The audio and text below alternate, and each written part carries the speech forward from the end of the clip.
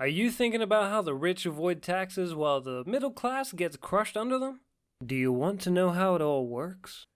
The Pandora Papers are the most recent in a long line of leaks that have led to increased scrutiny about how the richest of the rich function.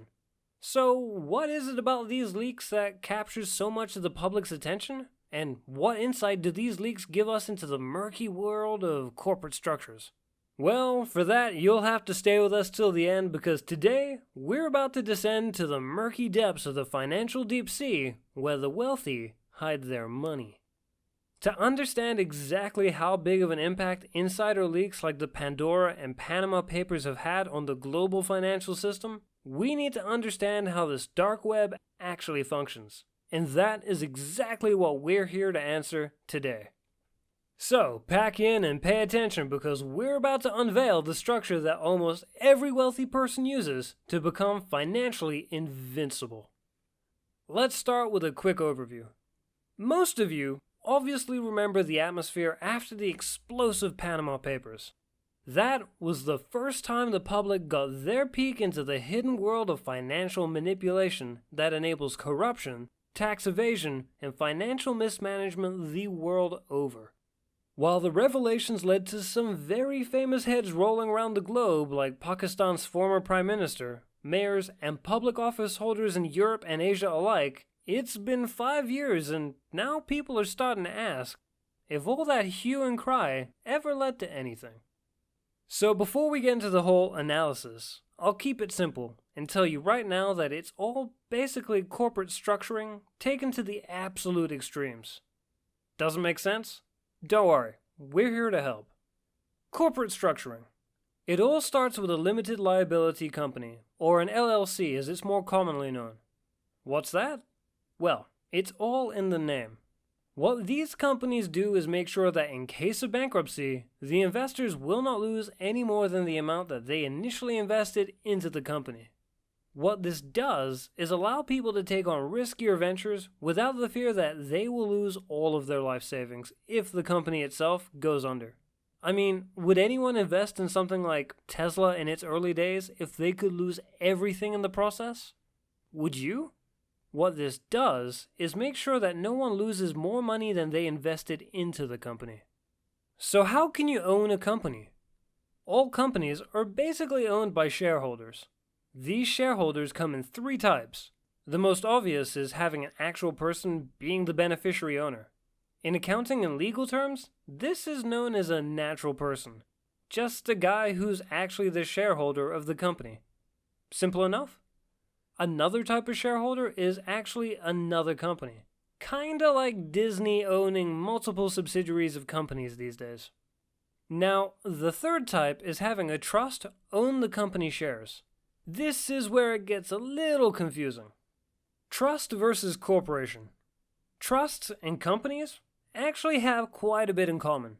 They're both separate legal entities. They can own assets and they generally have limited liability. But when it comes to a complexity, a trust is much simpler than a corporation. You see, a corporation can make any product it wants to. Electric cars, next generation rockets, the cure for cancer, basically whatever you can imagine. A trust has one job and one job alone: hold money for an entity called the beneficiary.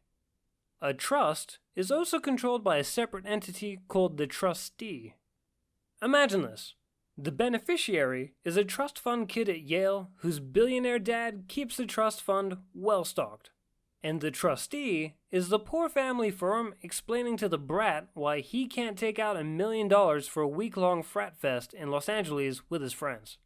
Now that we have an understanding of all these entities, it's time you understand how the wealthy actually use them to evade everything from scrutiny to taxes. You can think of these entities like Lego bricks. They can be stacked on top of each other in any conceivable way. By the way, we're on a mission to help people like yourself make billions, so make sure to subscribe if that sounds like you. Now, take this example of corporate structures. To get a better insight into this, let's look into one of the most common structures. Start by assuming you're a businessman with a company making oodles of cash. Pretty sweet, right? Let's not worry if you're doing it legally or not. So, You have a company making money right at the center. It's selling goods or services and raking in the profits like it's supposed to. You could do the simple thing and just be the primary shareholder of this company yourself, but with a large company, you don't want that for two reasons. Firstly, if the company gets sued or goes bankrupt, you lose everything. Well, the company is still responsible for all its liabilities, but you lose an income stream. So, what do? You create a separate holding company that is the primary shareholder of the first company. Now, all this holding company does is own all the valuable assets, as well as the shares of your company. In case the first company gets sued or goes bankrupt, it's no big worry for you because the company doesn't actually own anything. You could just start another company under the holding company and move as if nothing happened. You might ask, what would happen if the holding company gets sued? First of all, kudos for thinking of that. You truly have the makings of a proper businessman. Now, the way to ensure the holding company never gets sued by anyone is to completely insulate it legally. It does not enter contracts, it does not engage in business with other corporations, it doesn't even create any products. It doesn't even accumulate debt, safeguarding it against almost all likelihoods of being sued. Now that's all good, but we're not done yet. This can be made even better by having a trust which owns the holding company itself. Yeah, this is like Inception, but with finance. Companies inside companies, like a perverse set of Russian dolls. What this trust does is hold on to all the earnings transferred via the holding company for you, the beneficiary. So, we've got all the ingredients except one, the trustee. For that, you create a special company that will act as a trustee. All this does is hold on to the money and transfer it to you in a predetermined manner.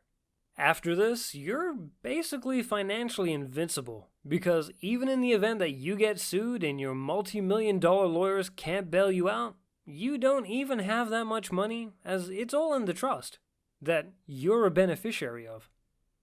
All you have are the shares of the trustee company that is essentially worthless as it doesn't own anything of value. Even if you lose those shares, the trust is still required by law to make payments to you, the beneficiary.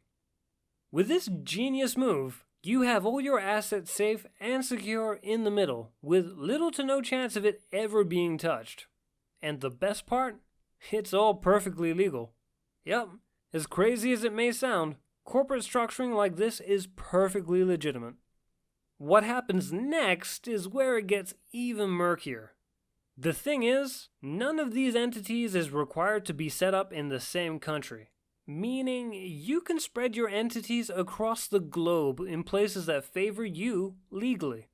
For example, your holding company could be based in a tax haven in the Caribbean with a worth of millions, but no actual product, while your actual factory in America might be making millions worth of products, but not have any assets to declare. By basing their companies in countries offering incentives, the wealthy actually manage to get away scot-free from any investigations into tax evasion. What the Panama Papers and the more recent Pandora Papers did was give financial regulatory bodies and common people an insider peek into how these entities actually function. A big chunk of these companies are owned by politically active people in developing nations and are used to siphon off funds accumulated by misappropriation into offshore havens. With the release of those papers, we actually saw governments and regulatory bodies uniting to keep such entities under more stringent checks. But hey, at the end of the day, it's all perfectly legal. And if you found this video useful, then you'll love these. And be sure to like this video to let the YouTube algorithm know you'd like to see more videos like this one.